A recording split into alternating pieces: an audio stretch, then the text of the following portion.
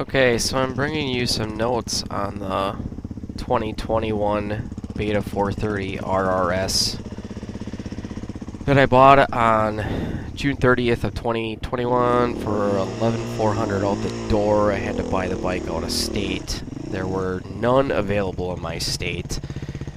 Seems a lot of the beta bikes are selling out as soon as they get to the dealership. Because they're not held to the same standard emissions as a lot of the other bikes. So one thing to know is that when you buy a beta bike, you're not going to have to buy an ECU and a pipe and a tuner and all this other jazz for it. They're pretty much ready to go as a street legal bike out of the box.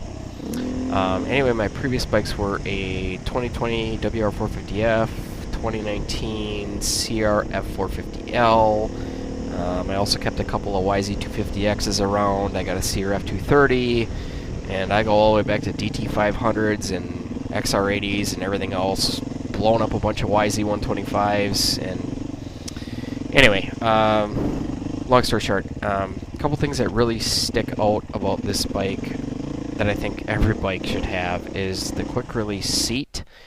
It's one finger operation. You can just pop the seat off and you can get right to your battery, get right to your fuses. I think that should be on every bike. Another thing is the grab handles that are under the rear fender. So if you stall the bike on a rock or a log, or you get caught on a hill, or you need to pick it up, those grab handles that are built into the subframe are very nice on your hands, and they're very easy to find, and it's a very solid platform that you can grab that handle and drag the bike around if you need to.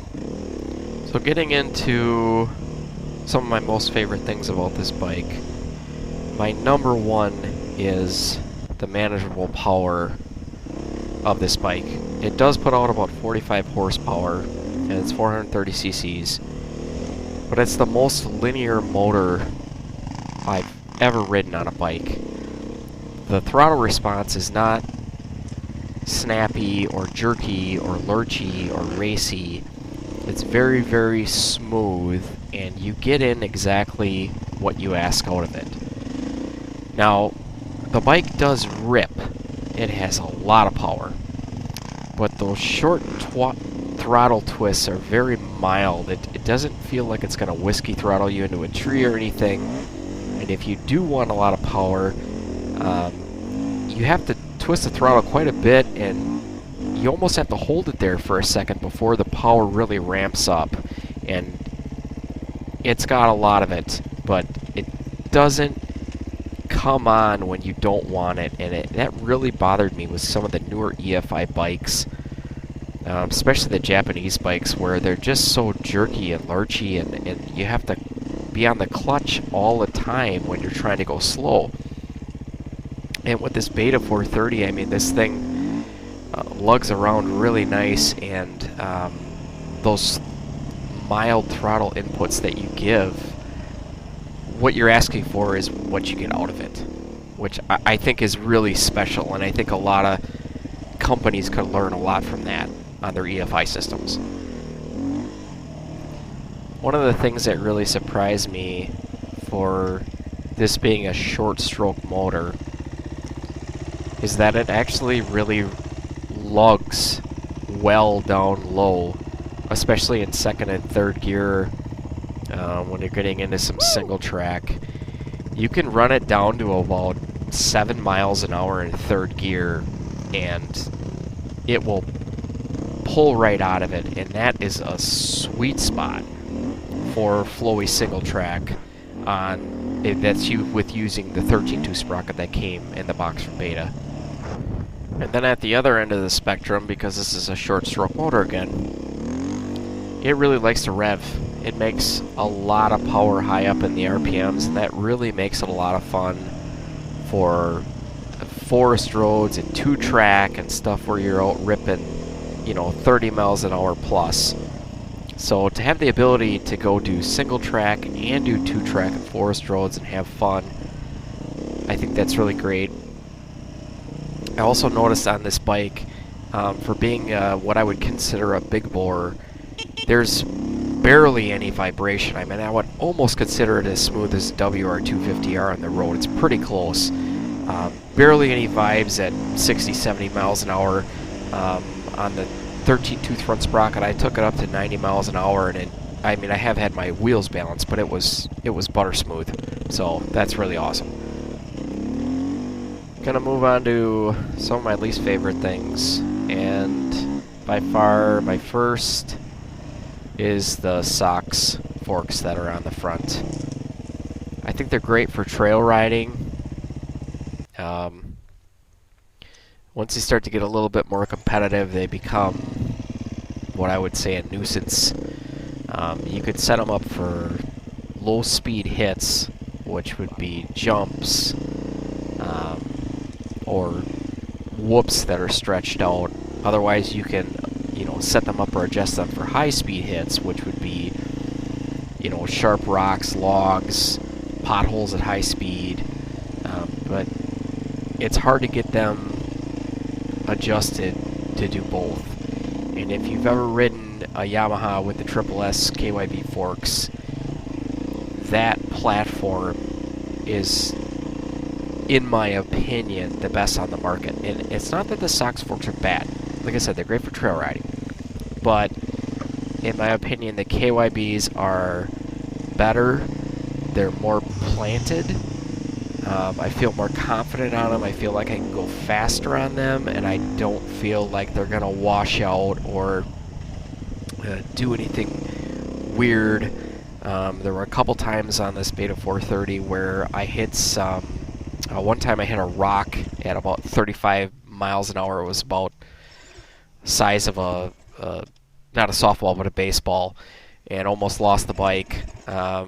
Another time I hit something sticking up out of the ground and almost lost the bike again. And I had it set up really soft for a woods riding, and that was great for the low speed hits, but on the high speed hits, they don't do so well. So if you don't need the plate, you could consider going to the 430 Race Edition, which has the KYB forks.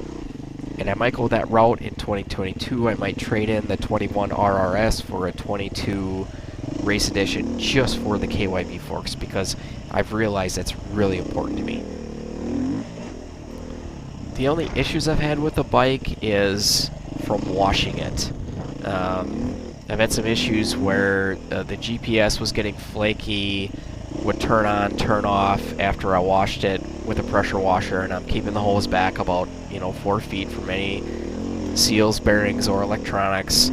I've had the map switch stop working after it was washed. Some of the dash lights, high beam, low fuel light, getting finicky after washing. So if I buy another one of these, I am definitely going to take all the connectors apart and pack them with dielectric grease, because the connectors are not sealed up as well as they would be on a Japanese bike. And I think that's one place Beta could definitely do better, is seal up all those connectors so that you don't have to take a brand new bike apart and seal everything up before you even drive it. This is only kind of a nuisance, but in order to get the valve cover off to adjust the valves, you need a torque security bit.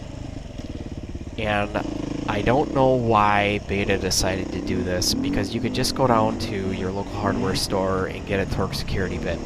But it's not like if you're, somebody that adjusts your own valves and works on your own bikes, that you're going to get the whole bike torn apart, get down to the valve cover, and decide that you're not going to take the valve cover off because it's got a security bit on there. They just need to make all those bolts the same. Checking the valves on the bike was a little bit harder than any of the other stuff that I worked on. It's a little harder to get the feeler gauge in there. I did not have to adjust them. They were in spec at 6 hours. I took it to the dealer. They checked them at, I believe, around 15 hours. Valves are still in spec. Mechanically, the only issue I've had with it is the countershaft seal started leaking at like 150 hours. So that would be the front sprocket seal. I took it to my local Beta dealer on Wednesday. I had it back the next day on Thursday. They put a new seal in it, they put a new O-ring in it, they put a new collar in it, they put a new dome washer in it, and that was, oh geez, over 25 hours ago, and it has not leaked a drop ever since then. The dealership issue with the warranty was no fuss. I bought it from one dealership, I had it fixed at another dealership. It was fixed in 24 hours. I didn't have to call anybody or deal with anything. They took care of it, no fuss. That was really nice. Couple quick notes if you're looking at the RRS or Race Edition betas. They make 4 different engine sizes: a 350, a 430, a 390, and a 500. The 350 and 430 are short-stroke motors. Those are motors that like to rev. They like to make their power higher up in the RPM range. The 390 and 500 are long-stroke motors. Those motors like to make their power lower in the RPM range. So if you're somebody that likes to short shift and keep the R's down, the RPMs down, you want to go with the 390 or the 500. If you are somebody that likes to ride your 4-stroke like a 2-stroke, kind of like I do, you're going to want to go with the 350 or 430. Moving on to a couple of things that I found out about the bike after I bought it. If you get the RRS model, definitely pull the gas cap off and remove the green plug that is on the bottom side of the gas cap. That is to stop fuel vapors from leaking out of the tank. Take that off and throw it in the trash as long as that's legal in your state. Second, remove the charcoal canister. There's a video on that, on how to do that on my channel. If you don't remove the charcoal canister and the charcoal canister fills up with gas and you tip the bike over, the gas is going to run into the intake, the bike's going to flood, your battery's going to go flat from trying to start it for 20 minutes, and you're going to be stuck. Another thing is when you buy the bike brand new, or if you do any elevation changes, plus or minus, I would guess, 1,000 feet, do a passive reset. These bikes do not have an idle adjustment. They have a stepper motor built into the throttle body that automatically adjusts where the throttle plate sits for your idle. And that stepper motor needs to be calibrated if you do any major elevation changes. So what you want to do is start the bike up when it's cold. Make sure the engine's cold. Start the bike up. Do not touch the throttle. Let the bike idle until the fan kicks on, kicks off, kicks on again, kicks off again, and then shut the bike off, start it up, and ride it. And that will recalibrate that stepper motor so that the bike idles like it should. Otherwise, you're going to run into all kinds of stalling issues and everything else. So overall, I think Beta could make the electrical connectors a lot better on this bike. And I don't have any regrets about the bike. I really do love riding it. I got 31 hours on it, and I've only had it for a couple of months. I love it riding around town, riding trails, riding single track. It's been great, stellar so far, super reliable, haven't had any problems with it. It starts every time, it's never given me any headaches. But like I said, I think that they could do better on the electrical connectors, and you know, next time around, because I don't necessarily need the license plate, I would go for the Race Edition to get the KYB forks, because those SOX forks on the front of this bike are the biggest downfall for me. So I'm just going to throw in some other random videos that I put together early on when I had the bike, on some other thoughts that I had. So anyway, thanks for watching. Take a look at these valves and see where they're at. Alright, so I got the bike all torn down here. Check the valves, and lucky for me, they're all in spec. Everything is pretty much in the middle, with the exception of this exhaust valve over here is at the, it's getting pretty close to the loose limit. It's at 0.18 right now, and I think the limit is 0.20. So these two valves are really easy to check. with your feeler gauge. And these two over here, I mean, there is just, you just can't get your feeler gauge back in here to get it underneath or between the finger and the lobe. And same thing on this, it's just an absolute bear to get back in there and get a feeler gauge in there. So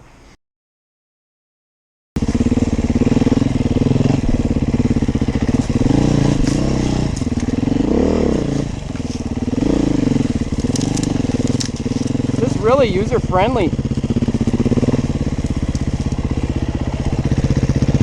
Let's see here. Third thing, exhaust is nice and quiet, but it's still enough to scare animals off if you're tearing through the woods.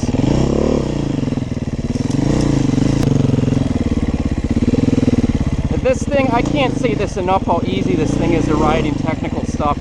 It's just so mild and manageable. It just kind of takes care of you. But then when you get out into the open stuff,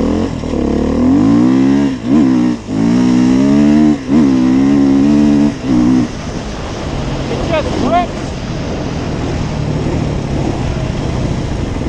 Absolutely rips. Oh, I know what I like about this bike. This thing. It's so nice to be able to see your temperature, your speed. You can look at your altitude, how far you've gone. This is my favorite screen here because you can see all of it and then what direction you're heading. I wouldn't actually consider this a GPS. Here we got our fan kicking on here. So we're at 213, fans running. If you go down here to the map, this map doesn't actually show you any roads or anything. It will only show you tracks or routes that you upload in with your SD card right here. So don't think that this unit is going to replace your cell phone that will actually run OSM Maps or Google Maps or something like that, because all you could do with this is follow maps or tracks that you've made. You can use it to follow yourself back from where you came, and you can see which direction you're going, which if you look at the sun, that way south. So it's a really nice unit to have. It's hard to pick this bike apart as something that you can just cruise and trail ride on, do single track on, and then go out and rip forest roads, go tearing down the freeway if you want. So far it's been 100% reliable.